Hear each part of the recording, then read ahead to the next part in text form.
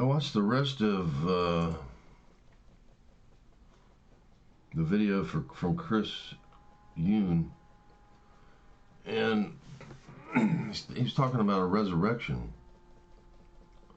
Because I hadn't watched the whole thing. I only watched like 4 minutes of it or whatever. But there was something important he said at the very end of the video about the 4 days until Lazarus was resurrected. And see, that caught my attention because nobody revealed this to me other than God. It took a long time, but I kept waking up at 4:44, and I thought, well, why do I keep waking up at 4:44? And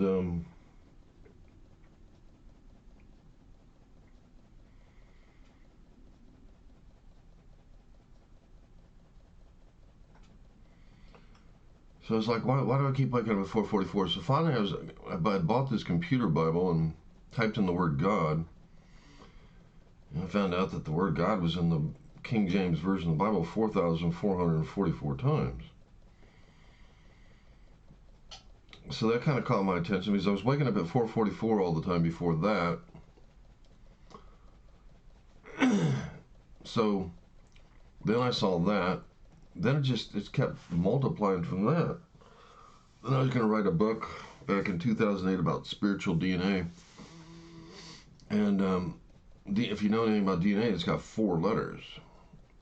And what does DNA do? DNA speaks, and whatever it speaks, it creates. And all life has DNA, right? Really, if you think about it, all evil has a form of speaking. For example, the virus that's causing havoc, all it is a program or a message that is able, like a lock and key, to enter into your cell, I suppose. It's got to find a receptor to fit, and then it multiplies and replicates itself.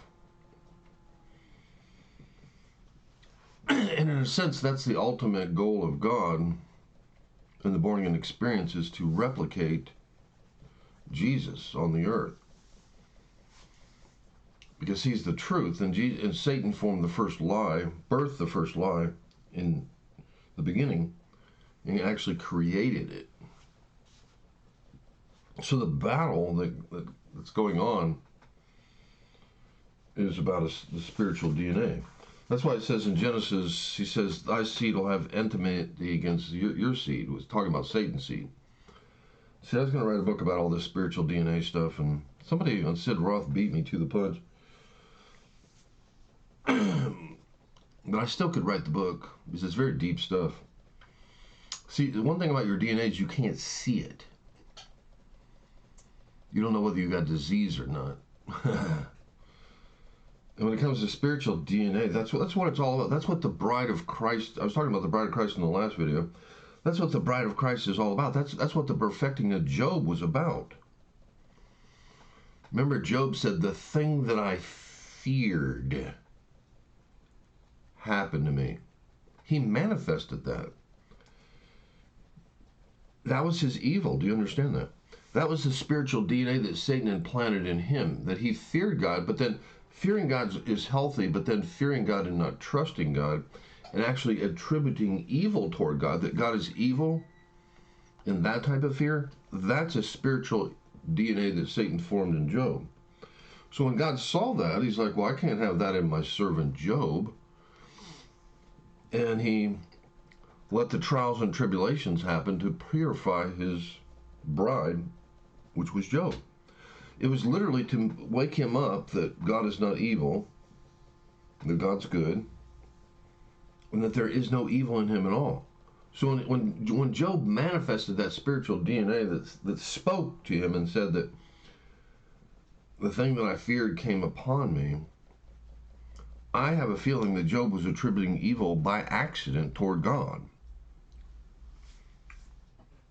But to fear God is good. It's a respect for his power, authority, and all of that. I mean, we see with President Trump the total disregard for authority and power and the position that he was in by all the people. It's kind of like the sickness of a nation. And all the people doing it are the people that have their own power.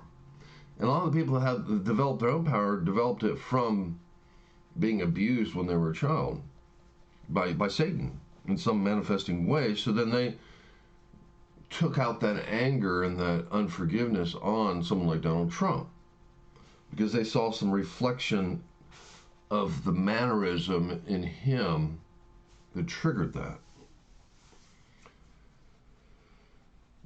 And everyone needs to grow, including Donald Trump. Even all the evil that's happened to him is a purification process. It's always about purifying the bad DNA in us and giving us a new heart. It's always about that, because that's what got corrupted in Genesis, was the heart. But I don't want to get into too deep in all that. But what I'm talking about was the 4's. He said that Lazarus on the fourth day. So when he said that really caught my attention, because there's lots of 4's. For example, Jesus, who's the Word, is 4 letters. Jesus, who's the King, 4 letters. Even the word God in Hebrew is a 4-letter word. DNA, which God created, which speaks and creates all life, 4 letters.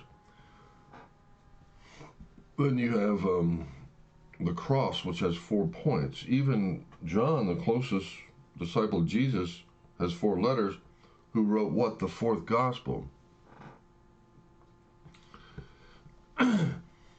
So 4's is kind of like God's mark, God's DNA.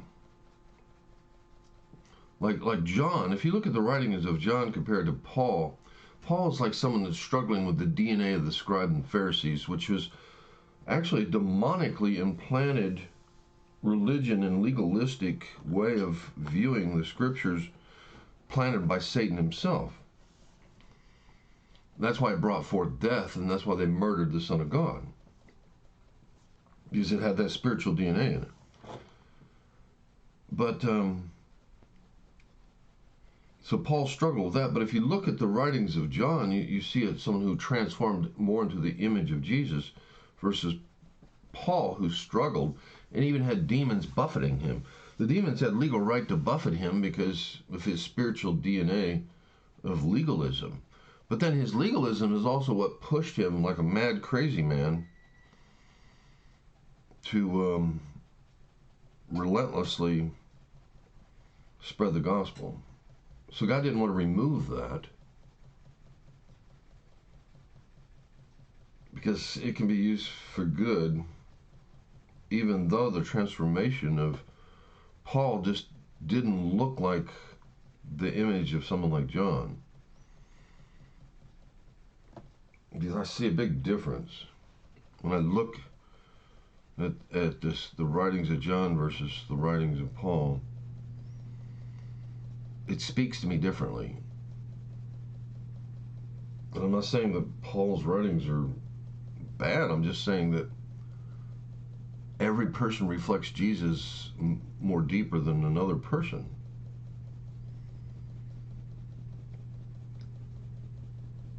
And then that all has to do with the spiritual DNA that can be received into your spirit. Now, if it's already been received by a scribe and Pharisee legalistic mentality, then there's no place for the word to penetrate in. You can't be fully embodied. Now, it was embodied enough for that Paul did tremendous revelations, but as far as transferring into the image of like Jesus, I don't see it compared to someone like John. So,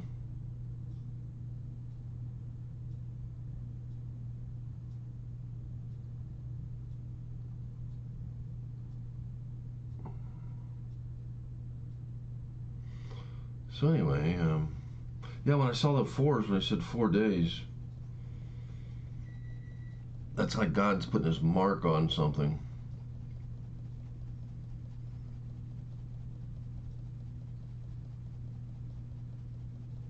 Anyway, I just wanted to bring that fact up. That's all.